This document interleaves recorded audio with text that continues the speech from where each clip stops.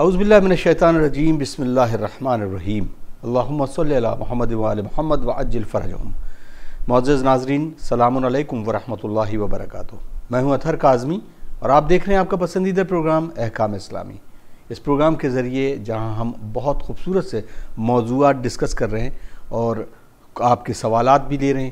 آپ کے سوالات بہت لوگوں کے لیے ذریعہ بھی ہیں کہ ان کے ذہنوں میں جو سوال آتے ہیں وہ آپ کے ذریعے بھی شاید حل کیے جا سکتے ہوں۔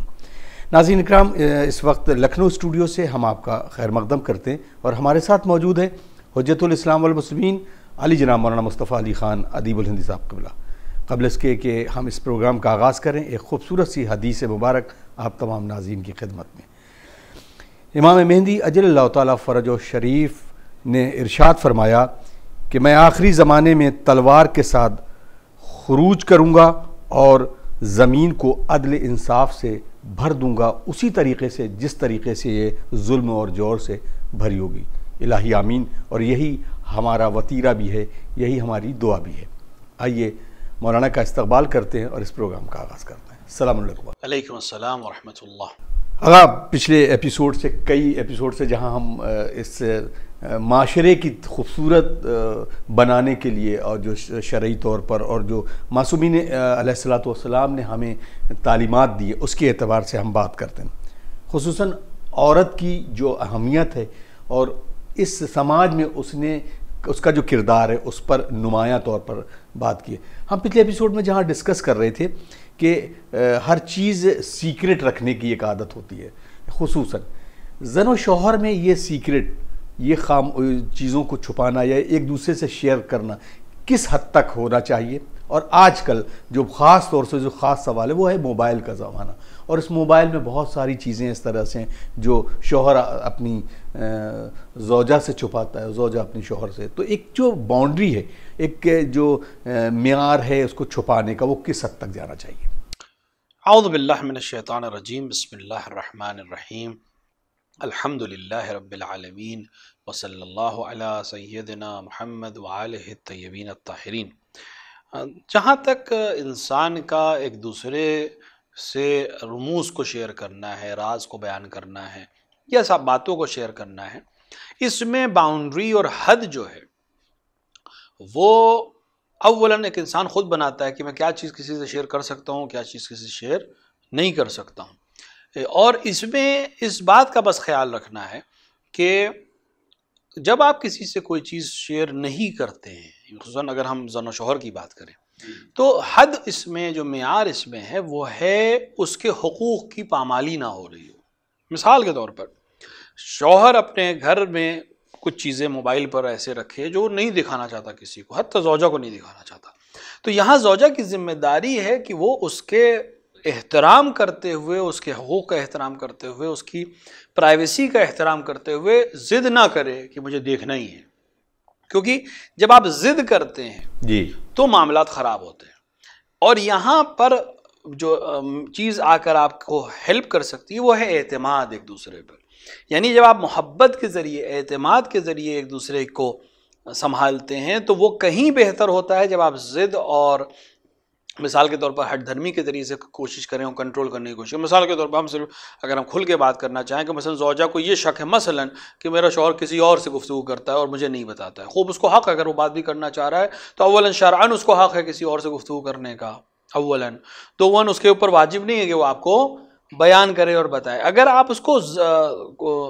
ہٹ دھرمی سے یا ضد کے ذریعے سے کنٹرول کرنا چاہیں گی تو شاید کنٹرول نہ ہو پائے، لیکن اگر آپ محبت سے کنٹرول کرنا چاہیں گی، یعنی آپ کو مطلب نہیں کہ وہ کیا کر رہا ہے، اگر وہ آپ کے حقوق کی پابندگی سے ادائیگی کر رہا ہے، آپ کو جو نان و نفقے کی ذمہ داری ہے، آپ کی اولاد کی تربیت کی ذمہ داری ہے، آپ کا خیال رکھنے کی ذمہ داری ہے، وقت دینے کی ذمہ داری ہے، یہ سب اگر وہ ادا کر رہا ہے تو پھر وہ اپنی لائف میں کس طرح سے کیا کام انجام دے رہا ہے یہ آپ کی ذمہ داری نہیں ہے، کیونکہ جب اگر آپ اس میں بھی دخل کریں گی تو پھر بعد میں آپ ہی کے لیے پریشانی بڑھے گی۔ تو ایک تو بہت اہمیت ہے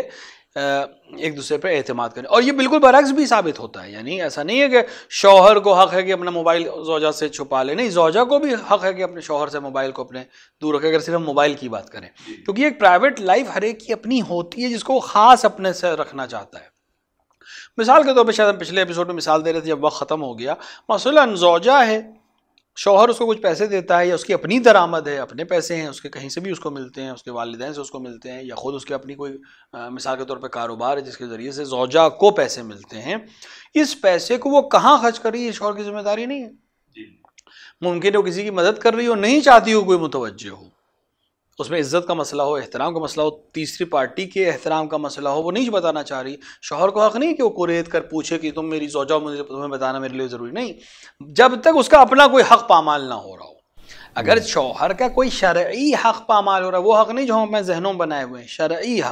شرعی حق اگر پامال ہو رہا ہو، مثال کے طور پر زوجہ بغیر اجازت کے گھر سے باہر جاتی ہے،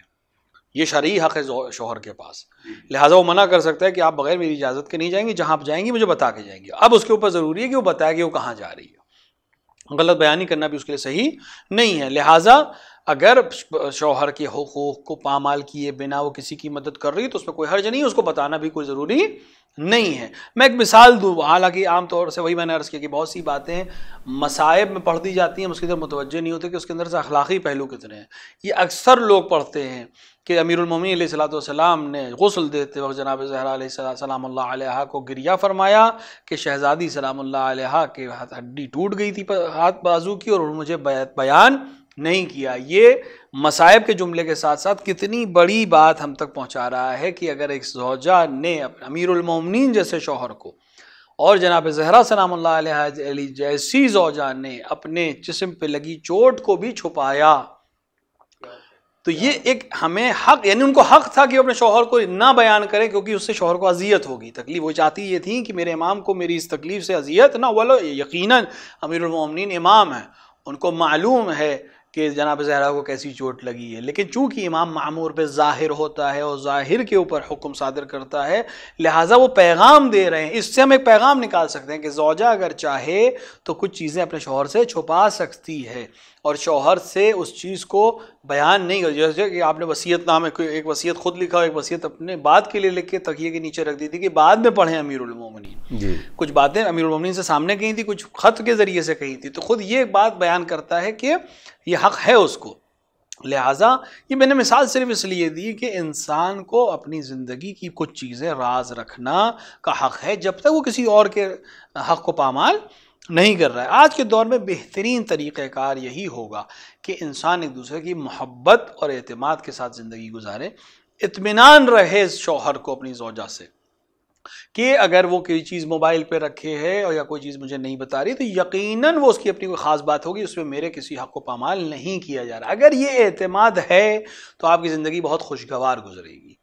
اور اگر یہ اعتماد میں کہیں سے بھی ایک دیمک کے برابر بھی شک آ گیا تو آپ یقین جانیے یہ شک کبھی نہیں ختم ہوگا اور آپ کی زندگی بہشت ہوتے ہوتے جہنم بن جائے گی۔ لہٰذا اگر آپ چاہتے ہیں کہ آپ کی زندگی خوبصورت رہے اور آپ چاہتے ہیں کہ آپ کی زندگی دنیا میں بہشتی ہو اور آخرت میں بھی انشاءاللہ بہشتی ہو، تو اس شک کے کیڑے کو، اس شک کے جراثیم کو اپنے اندر نہ آنے دیں۔ محبت کے ذریعے سے، اعتماد کے ذریعے سے اور ایک دوسرے کے اوپر پوری طرح سے بھروسے کے ذریعے سے اس کو آپ حل کر سکتے ہیں۔ اور یقیناً جب بھروسہ رہے گا، جب آپ بھروسہ کرتے ہیں کسی پر اور سامنے والے کو یقین ہوتا ہے کہ آپ اس پہ بھروسہ کرتے ہیں، تو 99.9% سامنے والا آپ کے بھروسے کو نہیں توڑتا ہے۔ بھروسہ اگر آپ خود کرتے ہیں تو یقیناً سامنے والا بھی آپ کے بھروسے کو نہیں توڑتا جب وہ بھروسہ محبت کی بیس کے اوپر ہوتا ہے۔ لیکن جب آپ شک کرتے ہیں تو نہ توڑنے والا بھی کبھی کبھی اس شک کی بنیاد پر شیطان اسے وسوسہ کرتا ہے کہ جب میرے تمام اقدامات کے باوجود بھی یہ مجھ پر شک ہے تو چلو ہم ایک کام ایسا کر بھی لیتے ہیں کہ جس سے ان کو شک یقین میں تبدیل ہو جائے۔ تو یہ شیطانی وسوسے بہت ممکن ہے ہماری وجہ سے سامنے والے کے ذہن میں آئیں۔ لہٰذا محبت کے ذریعے سے جب ایک دوسرے پہ اعتماد آپ کریں گے تو یقیناً اس مرحلے سے بہت آسانی سے نکل جائے گی۔ بہت بہت شکریہ آقا۔ لیکن اب اعتماد کی جہاں بات ہوئی، ہم اس ٹاپک کو ڈسکس اسی بنا پہ کر رہے ہیں کہ ہم اپنے معاشرے کو، خاص طور سے زن و شوہر کا جو رشتہ ہے وہ بڑا خوبصورت ہے، لیکن کیا ایک زوجہ کے لیے، جیسا کہ اسلامک نقطہ نظر یہ ہے کہ ایک شوہر جو ہے دوسری عقد کر سکتا ہے یا ہمارے ہاں تو متع بھی ہے، اس کو بھی کر سکتا ہے. تو کیا اب اس زوجہ کو بتانا ضروری ہے؟ یہ چیز خاموشی سے کی جاتی ہے. اب اس میں کیا اگر وہ دوسری جگہ شادی کر رہا ہے تو زوجہ کے لیے کیا اس میں کسی طریقے سے اس کے امر میں جو ہے وہ دخل دینے کے برابر ہے، یا کس طریقے سے اس کو دیکھا جائے؟ اب زوجہ کو یہ چیز سمجھنا پڑے گی کہ شرعی امور جو ہے وہ شوہر کے حق میں جاتے ہیں. جہاں دیکھیے وہی مسئلہ ہے کہ اگر آپ شرعی حکم کے اوپر عمل کریں گے اور رعایت کریں گے تو کوئی مسئلہ کسی کے لیے نہیں پیش آئے گا. شوہر کے لیے ضروری نہیں ہے کہ وہ اپنی زوجہ کو اپنے دوسرے عقد کے سلسلے میں بیان کرے، مگر یہ کہ زوجہ نے عقد کے وقت شرط کی ہو. جی. اگر اس نے عقد جس وقت دونوں شادی کر رہے تھے عقد میں شرط کی تھی کہ مثلاً یہ دوسری شادی اگر کریں گے تو مجھے بتا کے کریں گے یا نہیں کریں گے، یا مثال کے طور کے اوپر میری اجازت کے بنا نہیں کریں گے، جو بھی شرائط عقد میں اگر اس نے لکھا تھا اور شوہر نے اس شرط کے ساتھ عقد کو قبول کیا تھا تو پھر اس کو حق ہے کہ وہ پوچھے، اور بغیر اس کی اجازت کے اگر شوہر عقد کرتا ہے تو یہ کام صحیح نہیں ہوئے. لیکن اگر اس طرح کی کوئی شرط نہیں رکھی گئی تھی تو اصل عدم شرط ہے، اصل خود شریعت نے اس کو اجازت دی ہے کہ وہ دوسری شادی کر سکتا ہے، اور دوسری شادی کے سلسلے میں اسے زوجہ کی اجازت کی بھی ضرورت نہیں ہے. اب اگر زوجہ مخالفت کرتی ہے تو اس مخالفت کا یہ مخالفت صرف شوہر کی مخالفت نہیں ہے، حکم الہیہ کی مخالفت ہے، اجازہ الہیہ کی مخالفت ہے، لہٰذا یہ کام صحیح نہیں ہے، اس کام کو انجام نہیں دینا چاہیے. ہاں صرف ایک چیز وہ کر سکتی ہے کہ اگر اس کے حق کو ضائع کیا جا رہا ہو، مثلا شوہر ایک عقد کر لے اس کو حق ہے، لیکن وہ دوسری زوجہ اور پہلی زوجہ کے درمیان عدالت کو قائم نہ کرے، یعنی جیسا گھر اس کو دیا ہے ویسا گھر اس کو دے، یا جیسا لباس اس کے لیے ویسے ہی لے. اگر دونوں میں عدالت کی رعایت نہیں کر رہا ہے تو صحیح نہیں ہے. یہ اس کی ذمہ داری ہے کہ وہ عدالت کو صحیح سے رعایت کرے. اگر وہ عدالت کی رعایت کر رہا ہے، آپ کے حقوق کو ادا کر رہا ہے، آپ کی ذمہ داریوں کو ادا کر رہا ہے، تو چاہے دوسری شادی کرے، چاہے 3 شادیاں کرے، چاہے 4 شادیاں کرے، چاہے عقد متع کرے، آپ کو اسے روکنے کا حق نہیں ہے. یہ اجازت اس کو شریعت نے عطا کی ہے. ہاں اگر آپ کا حق ادا نہیں کر رہا ہے تو آپ کو بالکل حق حاصل ہے کہ آپ اس سے اپنے حق کے مطالبہ کریں، اور اگر وہ اس کو ادا نہ کرے تو آپ حاکم شرع سے اس کی شکایت کر سکتی ہیں. لیکن اگر حق کی ادائیگی کر رہا ہے تو پھر آپ کو حق نہیں ہے کہ آپ اس کے اپنے شرعی جواز کو کسی طرح سے چیلنج کریں. بہت بہت شکریہ. اب ان کا ایک سوال ہے، یہ پوچھتی ہیں کہ بیوی پر تہمت لگانے والا شوہر کی اسلام میں کیا سزا ہے؟ کیا ایسے گندے ذہن اور گندے الزام لگانے والے شوہر کی بھی اطاعت ضروری ہے، چاہے وہ اپنی بیوی کو کچھ بھی طریقے سے پریشان کرے؟ دیکھیے جہاں تک اطاعت کا مسئلہ ہے، جو شوہر کے لیے حق ہے زوجہ کو، یعنی زوجہ کی ذمہ داری ہے شوہر کے سلسلے سے، وہ اس کو ادا کرنا ضروری ہے. یعنی اگر شوہر اس کو نان و نفقہ دے رہا ہے، اگر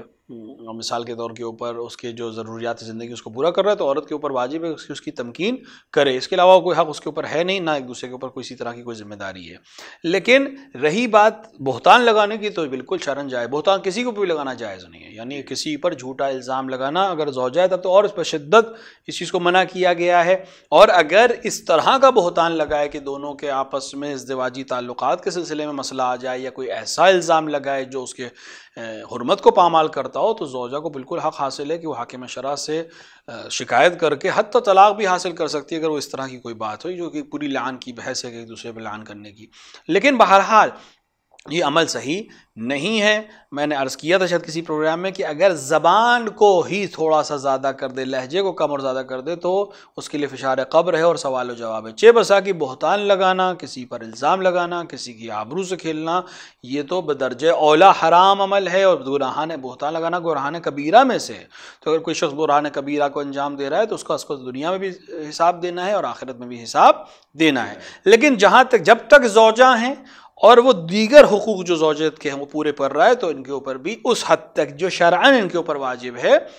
یعنی تمکین کرنا وہ واجب رہے گا. باقی مثال بہت سے کام ایسے ہوتے ہیں جو ہمارے سماج کے لحاظ سے ضروری ہیں، وہ الا شرعاً ضروری نہیں ہے. یعنی زوجہ کے لیے ضروری نہیں کہ شوہر کے لیے کھانا پکائے،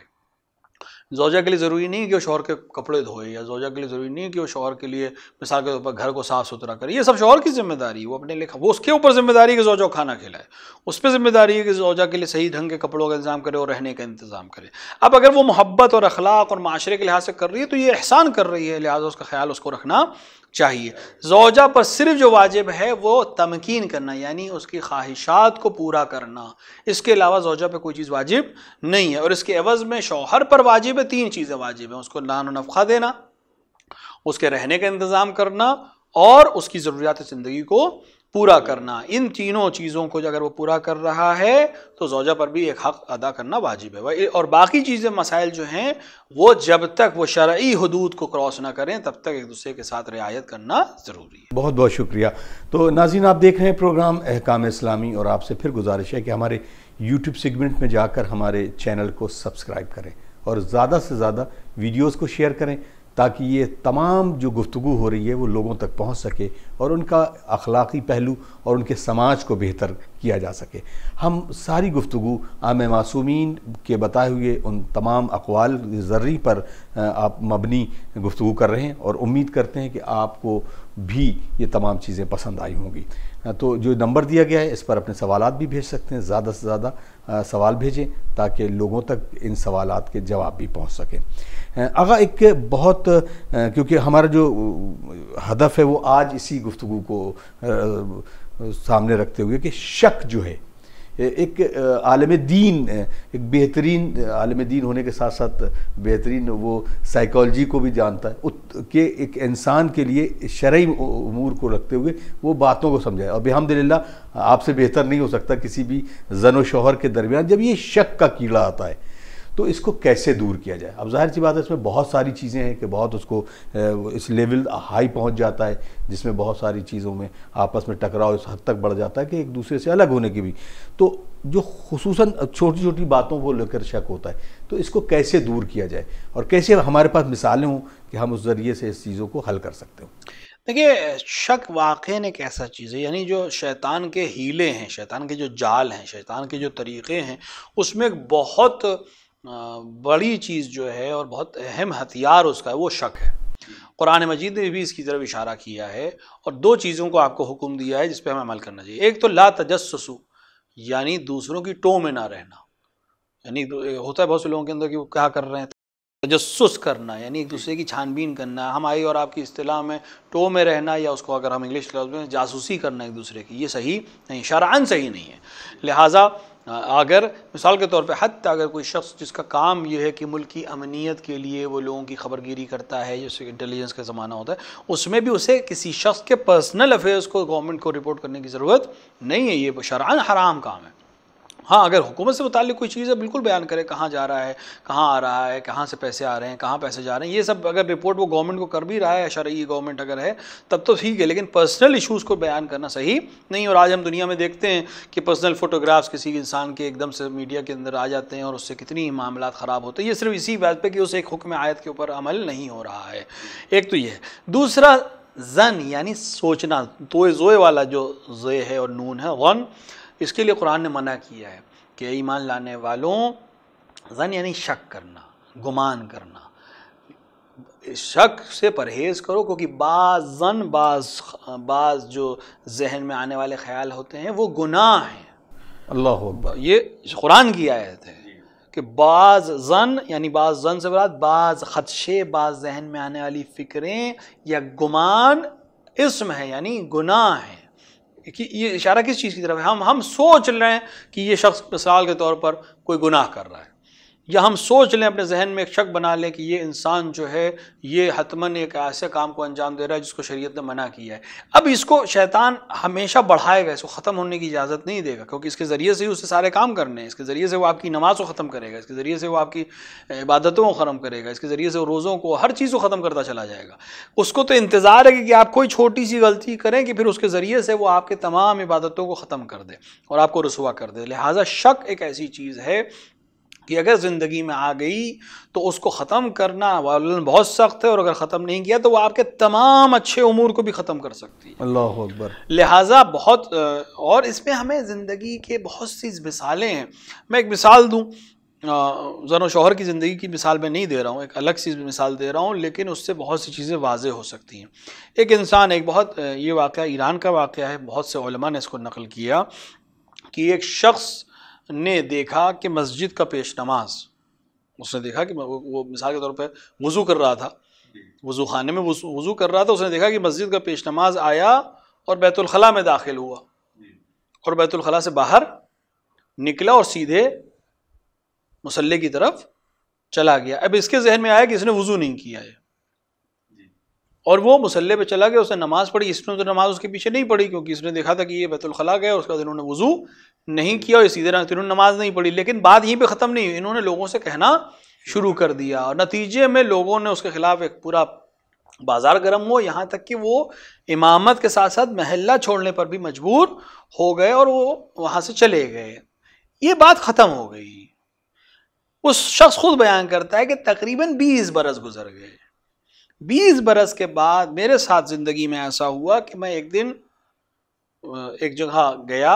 اور میرے کو چوٹ لگ گئی تھی یا کوئی ایسا مسئلہ تھا کہ میں ڈاکٹر کے پاس گیا، اور ڈاکٹر نے جو ہے وہ انجیکشن لگایا، اور اس کے بعد اس کے اوپر ایک روئی رکھ دی یا زخم کو باندھ دیا، اور میں اس کے بعد مسجد آ کے گھر سے میں وضو کر کے نکلا تھا کہ مجھے مسجد جانا ہے، لیکن راستے میں جو ڈاکٹر کے پاس ایک سوئی لگوانے جانا تھا، لہٰذا میں سوئی لگوانے چلا گیا، یا پٹی بدلوانی تھی پٹی بدلوانے چلا گیا۔ میں جب راستے سے مسجد پہنچا تو مجھے شک ہوا کہ یہ کہیں ہل نہ گئی ہو مثلا، تو میں باتھ روم گیا، اور میں نے اس کو کپڑے کو اتار کر دیکھا کہ میرا زخم صحیح بندھا ہے کہ نہیں بندھا ہے، اور جب میں نے دیکھا کہ مطمئن ہو گیا کہ زخم صحیح بندھا ہے یا پٹی کو ٹھیک کر لیا، میں نے دوبارہ اپنے کپڑوں کو صحیح کیا، اور میں باتھ روم سے نکل کر سیدھے مسجد کی طرف، مصلی کی طرف آ گیا۔ جب میں آ رہا تھا